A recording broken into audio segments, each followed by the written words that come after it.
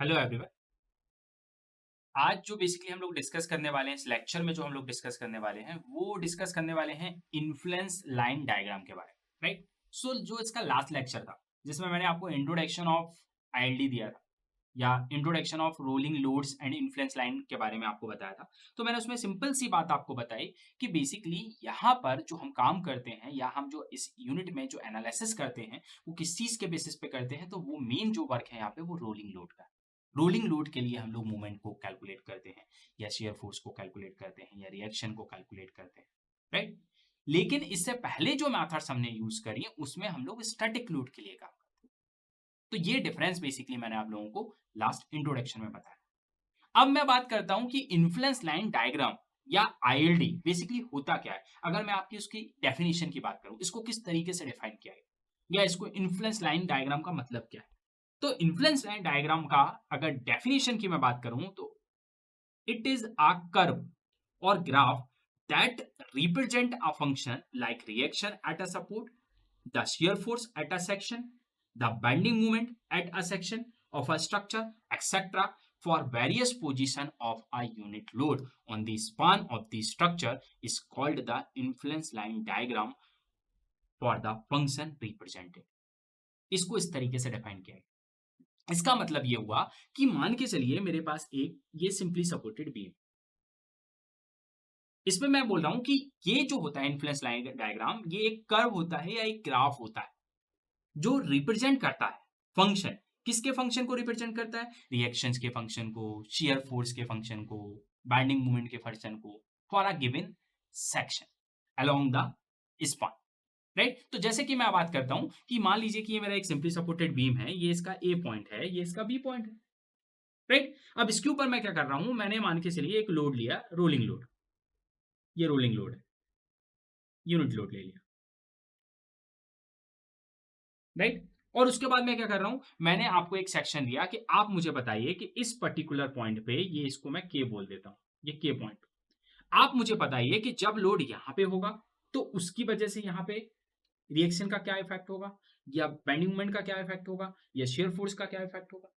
अगर ये लोड उठ के यहां आ जाए, पहले ये यहां से मान लीजिए एक्स डिस्टेंस पे है, फिर ये उठ के यहां से यहां आ जाए, ये ए है तो ए डिस्टेंस पे आ जाए, फिर ए से वो यहां आ जाए, तो उस कंडीशन पे यहाँ पे शेयर फोर्स क्या होगा या बेंडिंग मोमेंट क्या होगा या रिएक्शन क्या होगी, या लोड यहां आ जाए तो उसकी वजह से सेक्शन पे क्या होगा, बेंडिंग मोमेंट या रिएक्शन, उसको हम कैलकुलेट करेंगे। तो बेसिकली जो इन्फ्लुएंस लाइन डायग्राम होता है, इसमें क्या होता है, आपका लोड मूव करता है और किसी भी पर्टिकुलर सेक्शन पे लोड की डिफरेंट डिफरेंट पोजीशन के लिए आप बेंडिंग मोमेंट को कैलकुलेट कर सकते हो, आप शेयर फोर्स को कैलकुलेट कर सकते हो एंड आप रिएक्शन को कैलकुलेट कर सकते हो। तो बेसिकली ये इसके बेसिस पे ग्राफ आपको देता है या आपको एक कर्व देता है। अब सबसे जो कॉमन प्रॉब्लम है वो ये है कि बच्चों को ये लगता है कि सर अगर ये ग्राफिकल रिप्रेजेंटेशन है तो जो बीएमडी होता है, बाइंडिंग मोमेंट डायग्राम, या जो एसएफडी होता है, शियर फोर्स डायग्राम, वो भी तो ग्राफिकल रिप्रेजेंटेशन होता है। दैट मीन क्या ये और वो क्या सेम है? ऐसा बिल्कुल भी नहीं। जो बीएमडी और एसएफडी होता है, बीएमडी एसएफडी भी आपका बाइंडिंग मोमेंट जो डायग्राम होता है या शेयर फोर्स डायग्राम होता है, वो भी ग्राफिकल रिप्रेजेंटेशन होता है। लेकिन किसके लिए होता है? उसमें क्या होता है कि जो आपका बीम होता है, जैसे ये बीम है, ये पॉइंट है, ये बी पॉइंट है, यहां पे मैं लोड को फिक्स कर देता हूं, यहां पे लग रहा है 100 किलो न्यूटन का लोड। अब इसके बेसिस पे अगर मैं इसका बाइंडिंग मोमेंट डायग्राम बनाऊंगा तो बाइंडिंग मोमेंट डायग्राम कैसे बनेगा, ऐसे बनेगा। दैट मीन इसकी वजह से जो बाइंडिंग मोमेंट डायग्राम बना या ग्राफिकल रिप्रेजेंटेशन वो बना, वो क्या बता रहा है कि जब आपका लोड 100 किलो न्यूटन इस पर्टिकुलर पॉइंट पे लग रहा है, उसकी वजह से मैक्सिमम मूवमेंट यहां पे आ रहा है। लोड आपका फिक्स है, लोड इसी पॉइंट पे लग रहा है, उस बेसिस पे आपका मूवमेंट इस पॉइंट पे इतना आ रहा है, इस पॉइंट पे इतना आ रहा है, इस पे इतना आ रहा है, इस पे इतना आ रहा है, इस पे इतना आ रहा है, यहाँ जीरो आ रहा है, यहाँ जीरो आ रहा है। लेकिन यहाँ पे क्या फिक्स है? लोड फिक्स है। लेकिन इसमें क्या होता है कि आपका जो लोड होता है वो क्या कर रहा है, मूव कर रहा है। पहले वो यहां था, उसके बेसिस पे मूवमेंट देख लिया मैंने, किस पॉइंट पे, इस पॉइंट पे। फिर लोड यहां आ गया, तब भी मैंने इस पॉइंट पे मूवमेंट देख लिया उसके बेसिस पे। लोड यहां आ गया, तब भी मैंने इस पॉइंट के बेसिस पे मूव लिया। तो यहाँ पे लोड की पोजीशन फिक्स थी, बट यहाँ पे सेक्शन की पोजीशन फिक्स है। यहाँ पे लोड मूव नहीं कर रहा था, यहाँ पे लोड मूव कर रहा है। तो यहाँ पे लोड की पोजीशन फिक्स थी और सेक्शन किसी भी पॉइंट पे आप देख सकते थे भाई, इस फिक्स लोड की वजह से। बट यहाँ पे सेक्शन अपन ने फिक्स कर दिया और लोड को अपन क्या करा रहे हैं, मूव करा रहे हैं। तो दोनों डिफरेंट। यहाँ पे हम मूविंग लोड की बात करते हैं, यहाँ पे हम स्टैटिक लोड की बात करते हैं। ये उसके लिए ग्राफिकल रिप्रेजेंटेशन है और ये इसके लिए ग्राफिकल रिप्रेजेंटेशन। तो ये होता है basically influence line diagram, right. अब इसमें मैं अगर बात करता हूं तो यहाँ पे हम लोग इस यूनिट में क्या क्या कवर करने वाले हैं। तो फर्स्ट जो हम लोग यहाँ पे कवर करेंगे वो हम बात करेंगे influence line diagram for the reaction. हम सबसे पहले बात करेंगे influence line diagram for reaction की बात करेंगे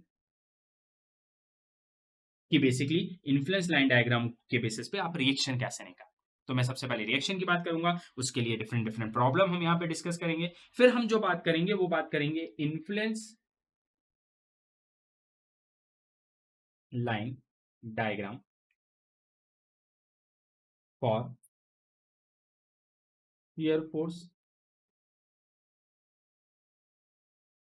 ठीक है, उसके बाद हम लोग जो बात करेंगे इन्फ्लुएंस लाइन डायग्राम की शियर फोर्स की बात करेंगे, जिसमें shear force at a section कितना होता है, पॉजिटिव शियर फोर्स कैसे निकलता है, नेगेटिव कैसे निकलता है, एंड शियर कैसे निकलता है, उन सब की बात करने वाले हैं, राइट। उससे रिलेटेड प्रॉब्लम हम सॉल्व करेंगे। उसके बाद थर्ड जो होगा वो थर्ड हम बात करेंगे influence line diagram for binding moment. Binding moment के लिए बात करेंगे कि मैक्सिमम बाइंडिंग मोमेंट कैसे निकाला जाता है, या आपका एब्सोल्यूट बाइंडिंग मोमेंट कैसे निकाला जाता है फॉर रोलिंग लोड या मूविंग लोड के लिए। तो बेसिकली अपन जो मेन तीन चीजें इसमें यहाँ पे अपन डिस्कस करने वाले हैं वो रिएक्शन को कैलकुलेट करना। तो सबसे पहले मैं रिएक्शन का ग्राफ करना बनाना सिखाऊंगा आपको कि उसका ग्राफ कैसे बनता है, उस ग्राफ के बेसिस पे अपन प्रॉब्लम सॉल्व करेंगे। फिर इसी तरीके से हम लोग शेयर फोर्स के लिए ग्राफ बनाना सीखेंगे, सेक्शन के लिए कैसे बनता है उसके बेसिस पे प्रॉब्लम सॉल्व करना सीखेंगे। और फिर हम बात करेंगे बेंडिंग मोमेंट की और उसके लिए ग्राफ बनाएंगे और उससे रिलेटेड प्रॉब्लम सॉल्व करेंगे। सो मिलते हैं नेक्स्ट लेक्चर में जिसमें हम डिस्कस करेंगे, स्टार्ट करेंगे influence line diagram for reaction. Thank you.